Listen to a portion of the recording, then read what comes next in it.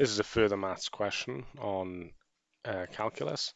So for 9a, we want to show that dy by d theta is k, where k is to be determined.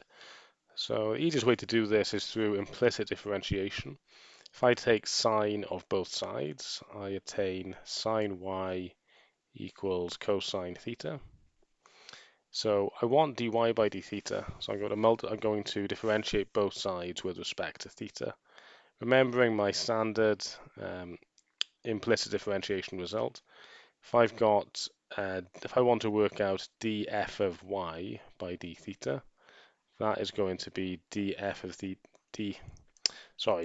of y by dy multiplied by dy by d theta. That's just an application of the chain rule. So if I differentiate both sides with respect to theta, on the left-hand side, I will have cosine y, that's df of y dy, multiplied by dy by d theta. On the right-hand side, I will just get minus sine theta. And then what I can do is divide both sides by cos y, leaving me with dy by d theta is minus sine theta over cosine of y.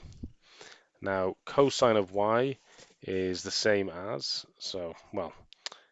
I can remember that cos squared y plus sine squared y is 1.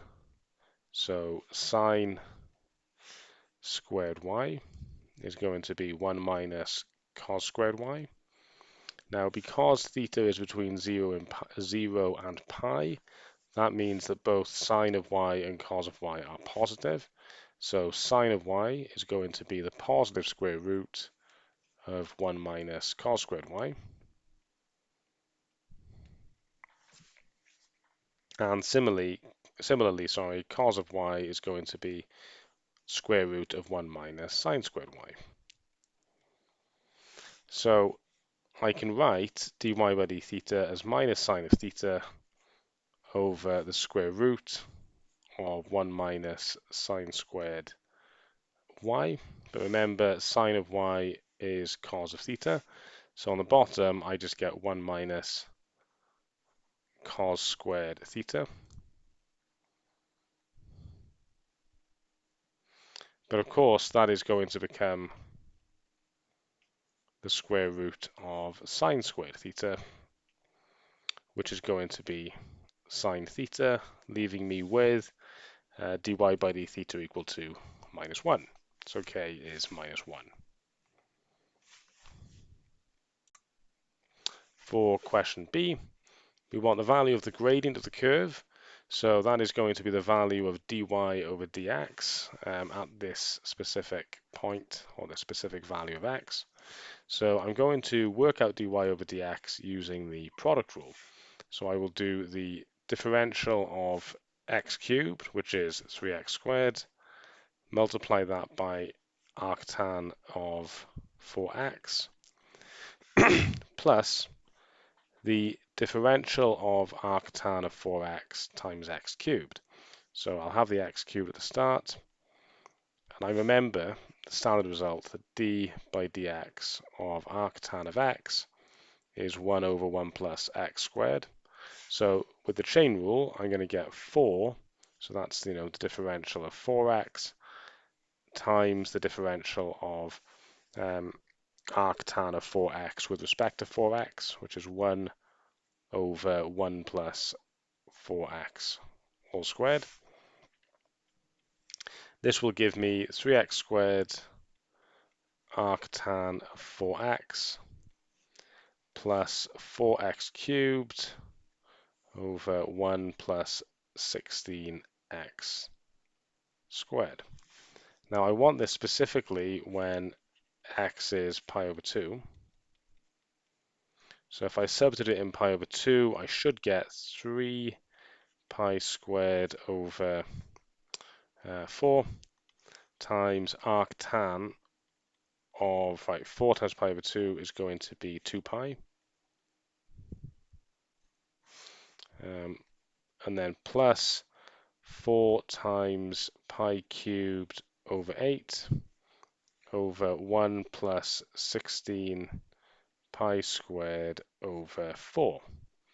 Now, arctan of 2 pi should be, actually I'm not entirely sure what that is, but we can at least simplify the fractional part. I could simplify 4 over 8 is going to become a half. 16 pi squared over 4, this becomes 4 pi squared. I could multiply top model by 2, so I get pi cubed over 2 plus 8 pi squared. And then, to be honest, you could just substitute that into a calculator. So if I just do that quickly, and that seems to give me 10.84 approximately. Not a very satisfying question. So if we have a go at C. So for C, we want the equation of the normal to the curve y equal, no, I call this than, or inverse than, r than, 1 minus x when x is 1.7. So again, we want to find dy over dx. There are different ways to do it. Perhaps the easiest way would be to use the standard result as opposed to the, I think the standard result would be the easiest way. So if I just get the formula book for WJC, be similar for any examining board. If I work out derivatives, I think arctan will be 1 over 1 minus x squared. So there we go, 1 over 1 minus x squared. So we know that, just using the standard result, d by dx of arctan, sorry, the inverse hyperbolic function, inverse hyperbolic tangent, 1 over 1 minus x squared. Very similar to the inverse for tan, obviously with the minus x squared as opposed to the plus because of complex numbers. So find the equation of the normal. Well, the equation of the normal will be of the form y minus y1 equals mx minus x1. Because we want the normal, m is going to be minus 1 over, so the negative reciprocal of, in this case, d by dx of arctan 1 minus x, specifically when x is 1.7. So that's a bit of a mouthful. X1 will be 1.7, and y1 is going to be the value of the curve when x is 1.7. So if I do inverse hyperbolic of 1 minus 1.7, so let's do that briefly. So using the definition of than minus 1 or inverse than, we get half log 5 and 2/3. So if we sub these values in, we'll be able to get the equation. We just need the value of m.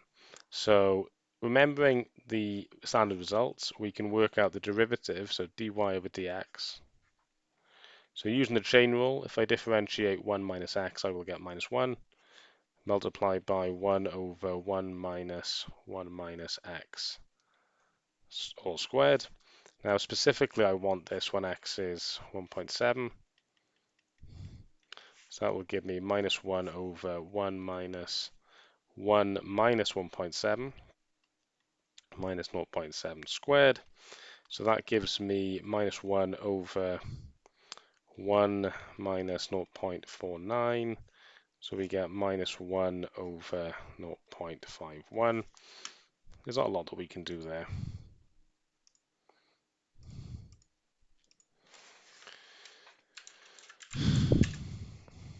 So we just get 100. Yeah, so we just get minus, I'll just do it to 2 decimal places, minus 1.96. Although I suppose, yeah, there's not a lot that we can do. Well, actually, no, I suppose actually there isn't that we can do. That's a silly way to do it. So we worked out dy over dx at that point, but of course we want m is going to be minus 1, the negative reciprocal of that. So minus 1 over 0.51, which should just give me 0.51. Yeah, that's not too bad. And then my equation is y minus half log 5 and 2/3 equals 0.51 x minus 1.7.